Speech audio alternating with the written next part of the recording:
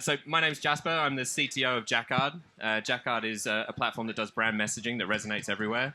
But that's my shameless plug out the way. I'm joined by Matt and Chris. Do you guys want to give a quick intro in terms of what you do? Yeah, hey everyone. I'm from McDonald's Australia, the Chief Customer Officer. I'm Matt Chandler. I'm the Executive Creative Director at DDB Sydney. I bought Friends. Brilliant. So I really love the topic that we're going to talk about today, localizing the McDonald's brand to Australia. As you maybe can tell from my subtle accent, I was born in Australia. And there's something really special about the way Australians communicate. I'm actually going to give the audience some homework. There's a great video on YouTube if you search for Aussie slang, and it's a couple of guys showing just how much Australians like to abbreviate things. But I'm going to come to you first, Chris. What was the catalyst or the defining moment that led to making this change with the brand in the Aussie market? Yeah, look, I think like any big shifts that you make, there's usually a significant problem that you have to solve. And I think when I look back at that period of time, now I was quite fortunate. I wasn't actually working at McDonald's at the time, but I was working at the agency DDB, where McDonald's is one of our big and long-standing partners. And we were discussing with the clients around both a business and a brand problem. And obviously those two things are incredibly linked. So our business, or the McDonald's business in Australia at the time, was underperforming where it needed to be. And with some really good strategic analysis and kind of digging, we really saw there was an issue or an opportunity with the brand. Like, McDonald's is an enduring, iconic brand, but how could we modernize it and reinvent it so it was as equally relevant for kind of modern Australians at that time as it was for other markets around the world? So with that kind of business and brand problem, we really kind of looked at what is it within our brand DNA that we could unlock that could maybe drive and accelerate the business growth and create that step change that we were looking for. And I think, like all great insights, it actually was a relatively simple one, and you kind of referenced it. Australians, it's an incredible country. We have an incredible indigenous community, but it's also a country that's been built recently over the last couple of hundred years with immigration and new people turning up. And that kind of diverse group, everyone gets welcome with a nickname. And we, as an American brand coming in, we kind of realized that we've got this incredible power in our nickname, Maccas, and we should just unbelievably lean into it, boldly and unashamedly lean into it. And that was the catalyst for, I suppose, the great work, the great thinking, and then the success that we saw. Yeah, brilliant. So coming to you, Matt. So just talk us through some of you had this idea. Now talk us through some of the defining moments that kind of shaped the brand around this idea of Maccas. Yeah, well, I mean, this presentation is, about McDonald's becoming Maccas, and that nickname of Maccas is really at the heart of how we think about the brand locally. And really, as Chris was referring to, back in 2012, there was this moment where we were kind of looking for a strategic way forward on the brand, and how do you really localize a global icon like McDonald's and make it relevant and lovable to the local community. And it's kind of weird to be talking about a piece of work from 2012 when you're at a creative festival about the future of advertising. But it was a really kind of important pivot point for us, where the campaign was on Australia Day in 2012. We actually changed a lot of the signs, the McDonald's signs, from McDonald's to Maccas. And as Chris said, it's one of those things that's kind of like so simple that it was there the whole time. And when you actually uncover that kind of little spark at the moment to do it, it was simple and so effective. And I think with now with the brand, we always talk about fan truths. And I think without that's language that's sort of come about in the last few years. But I think what makes that piece of work, and then the enduring platform that came in the years afterwards, it was because it was that kind of truthful, authentic reflection of the brand and the way that brand fans really speak about McDonald's and love the brand. I was just going to kind of jump in as well, because I don't know whether any of you were able to get to the Palais yesterday, but our global CMO, CFO, and president of the international markets were presenting, and they talked about risk-taking. And I remember, you look back now, 12 years on, the success of Maccas, but I remember at the time, working with local clients and how bold and risky a move that was to change your branding to then change your signs. Those of you working global businesses, global brands, you know how rightly precious everyone is about your brand identity. And then for a local market to say, do you know what? We've got this amazing insight. Not only are we going to do an advertising campaign, we're going to actually shift the way our brand turns up in our restaurants. And I think credit to the client team at McDonald's at the time. I think credit to the global McDonald's business that I suppose we were allowed to do that.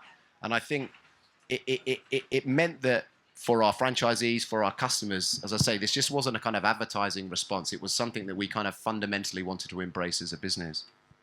Yeah, it's amazing. So obviously we're not really doing this for fun. It is a lot of fun doing things like this and sort of adopting a brand to a local lingo.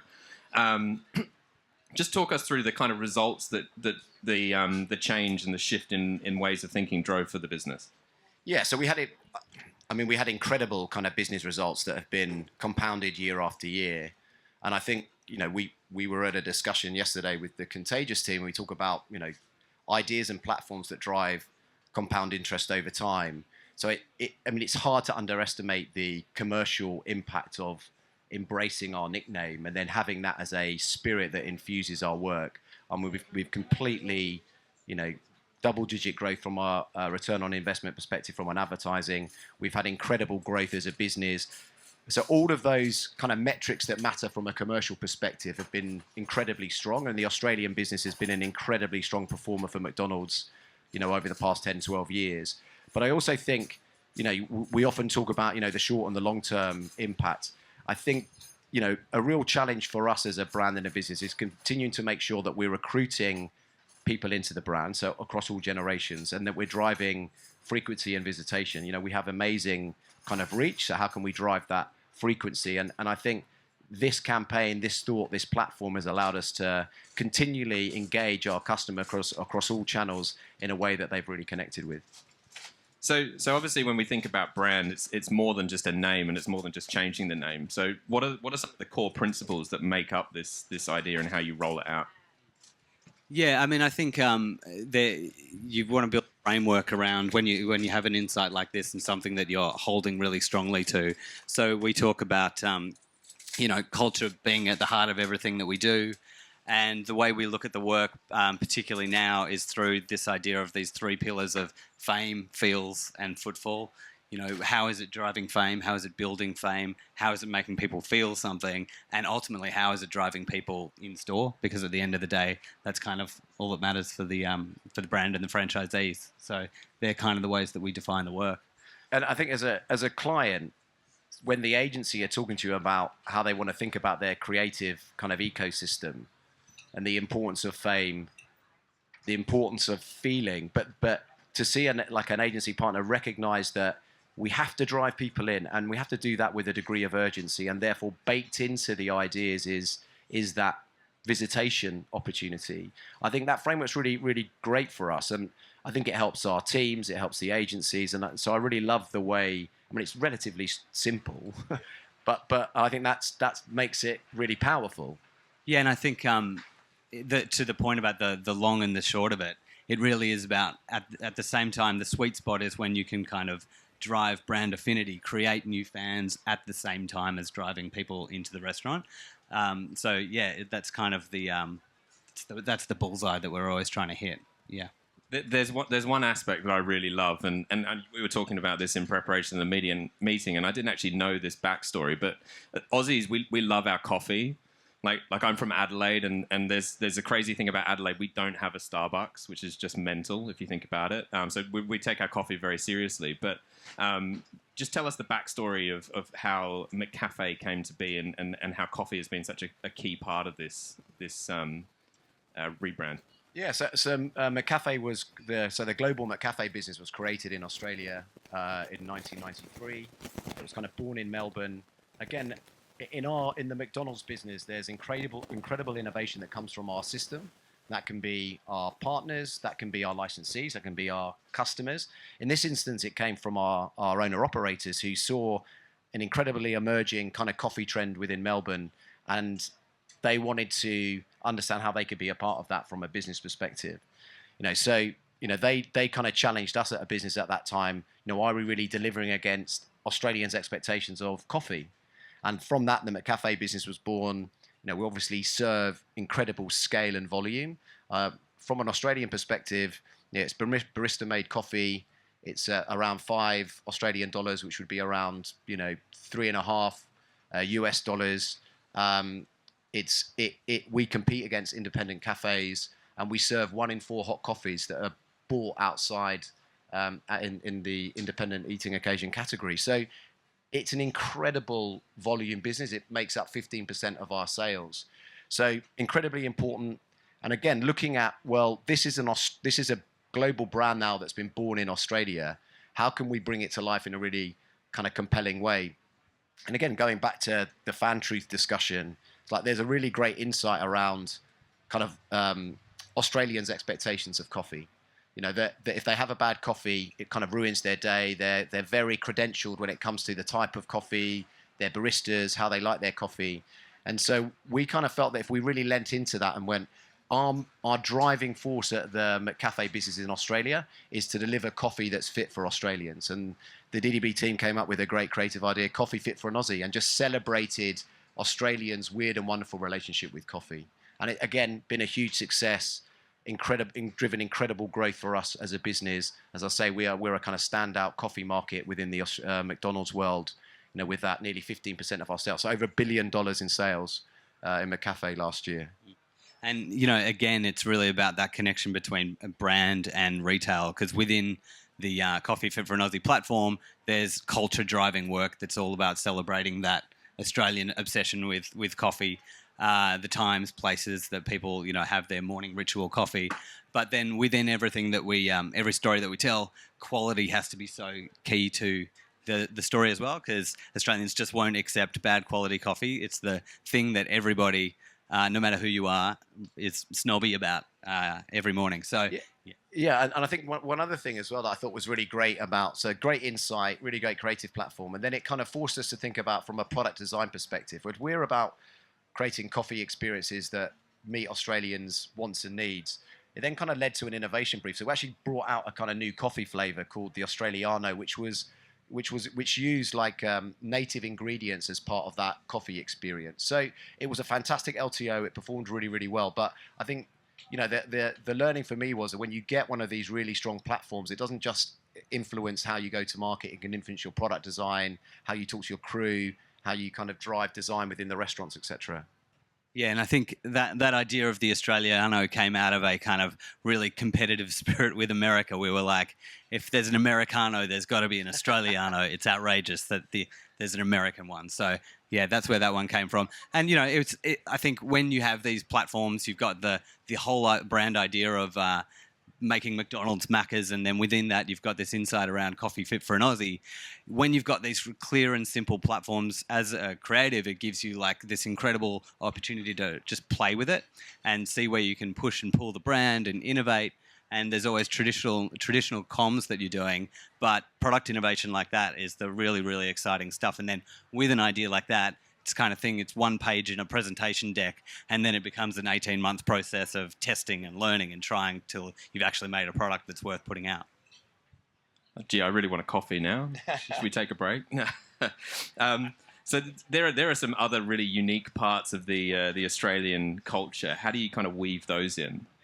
Yeah, well, to that point around being able to just play with the brand when you know what it is, I think if it's all starting from a point of view that is really authentic and true of the brand, it does let you kind of stretch into these interesting places. So, I mean, over the years, we've done collaborations with Australia's kind of biggest pajama brand, Peter Alexander, and done like Maccas branded pajamas. And if anyone knows what budgie smugglers are in Australia, Oh, can we get a show of hands? Who knows what budgie smugglers? Wow, I'm impressed. And then who owns them? We should have brought some. There you go. Prayer. So budgie smugglers are very, very small swimmers. So we did a range of McDonald's branded budgie smugglers as well. So it is kind of that stuff of, acknowledging that the brand is a global icon, but then pulling it down into local culture to make it more relevant and lovable. And then one of our favorites was everyone knows what Ugg boots are, which were invented in Australia. Well, at one point, one of the creatives noticed that the chicken nugget shape is much like a boot. So we created Nug Boots, which we did through a limited run of those. And the Nug Boots were these pretty, I wouldn't say they're the most beautiful looking thing, but they do look like a boot-shaped chicken nugget. And they came in a giant sauce container as part of the packaging. So stuff like that just lets you play. Awesome, brilliant. So sport is obviously a huge part of Australia. Has anyone ever watched Aussie Rules before? Anyone in the crowd? Yeah, we've got a few. There's a few people. But yeah, sport is huge. We take it really seriously. So I can imagine it's a really key part of the Maccas brand in Oz. Just talk us through that. Yeah, it's a critically important part of like how we think about our marketing activity and beyond that actually as well.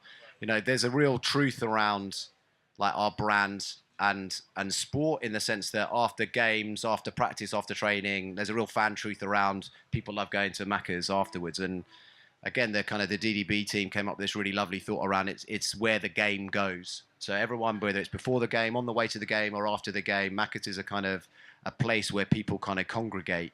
So we really think about how do we use sport, because again, as you mentioned, Australians are incredibly passionate about sport, all different codes. You know, it's a very kind of lifestyle and outdoor and sporty kind of country. How do we turn up as a brand in a really authentic way? And I think we've done that in a number of different ways. We've produced some, you know, highly effective and highly creative advertising that celebrates the fact that we're where the game goes. After some high profile, think of like a Super Bowl moment. There's a competition called State of Origin. We're a big sponsor of that, but then producing content that really dramatizes and brings to life the fact that we're where the game goes. And then I think working really closely with our code partners. So you mentioned the AFL. We're a long-term 10-year partner of AFL in Australia. And we kind of sit down and work with their commercial teams as to how we can activate that partnership in a really effective way. And maybe this is a small but fun example. So the media partner who has the rights, they have a well-known presenter whose nickname is Maccas. The CEO of the AFL, his nickname was Maccas. So we brought all of the Maccas, anyone who had a Maccas nickname for within the AFL, so players, men and women players, fans, presenters, and even the CEO, and had this really fun thing about Maccas, hey Maccas, should we go to Maccas? And it was a really fun, creative, authentic way that showed that Maccas as a brand really gets Australian sport and really gets fans.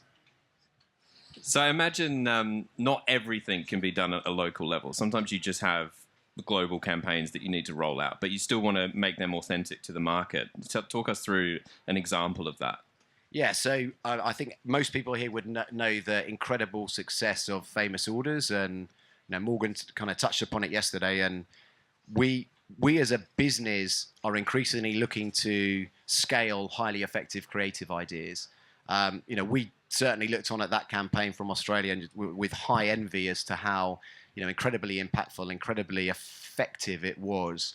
And then with our global marketing group that Morgan leads, kind of looking at, okay, well, when it's relevant and appropriate, how can we bring something like Famous Orders to the local market? And we were really excited to do that with the Kid Leroy. I think the process that we went through was, how can we find someone that is additive to the Famous Orders, you know, platform? Is there someone in Australia that reflects kind of who we are, would be a brilliant kind of brand ambassador for us? And the Kid Leroy, to cut a long story short, is a massive fan, really great musician, highly engaged with our target audience.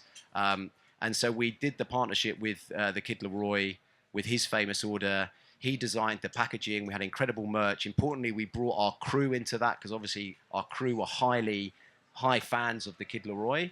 And then we've continued that partnership. And you know, when we sponsor his tours, he came down to Australia, and off his own back, he went into his local McDonald's and went behind the restaurant and met all with the crew, and we got amazing kind of organic content from that. So I think it's really understanding what makes that fame or like the global platform successful, really then thinking about how can we localize it in a way that is additive, that really will show to our local Australian fans that we really wanted to do something special for them as well. So the multiplier effect is much greater. And that's just been one example of a great localization of a highly effective global platform.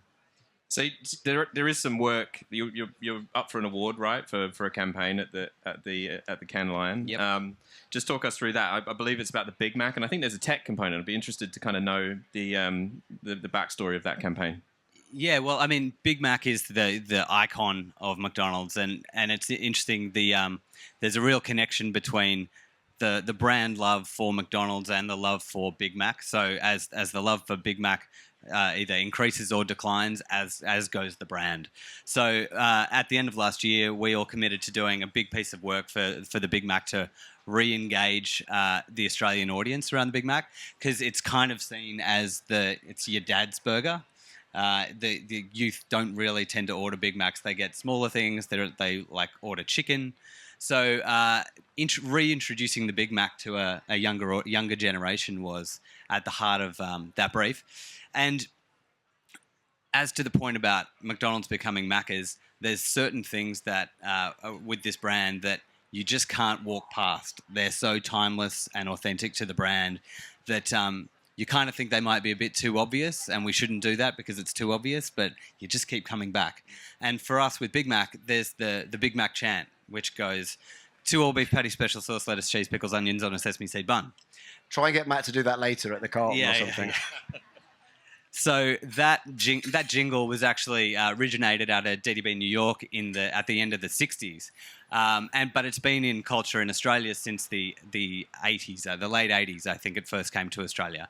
And basically there's 4 generations who still, if you say the first 2 words of that, they'll finish your sentence for you. And that is one of those ideas that you kind of go, oh, creatively, is that just too obvious? But you have to, again, find, like, the key to this one was how do you reinvent it and make it relevant for this new audience? Because just bringing back the Big Mac chant to talk to an audience that already loved the Big Mac was kind of useless. So it was about how do you take it and kind of pass that baton to the younger generation. So, you know, we did a beautiful traditional campaign, lots of lovely out-of-home that restated the iconicity of the Big Mac. But we worked really closely with Snapchat. And we started this promotion where if you could say the Big Mac chant in under 4 seconds, 4 seconds or under, then you won a free small fries and a Coke with your Big Mac. And working with Snapchat, they did a kind of first of its kind innovation where you could actually just in real time, you do the chant into your phone and it recognizes the way your lips move, it analyzes the audio and the speed that you've done it at and tells you automatically whether you've conquered the chant in 4 seconds, and then would automatically generate you that voucher for the free fries and Coke. And, that promotion is at the heart of what drove that campaign and drives the footfall that sits behind the kind of brand layer that's re-engaging with the love of the Big Mac. But what it actually really created was a sort of intergenerational war of who could who could conquer the Big Mac chant the best.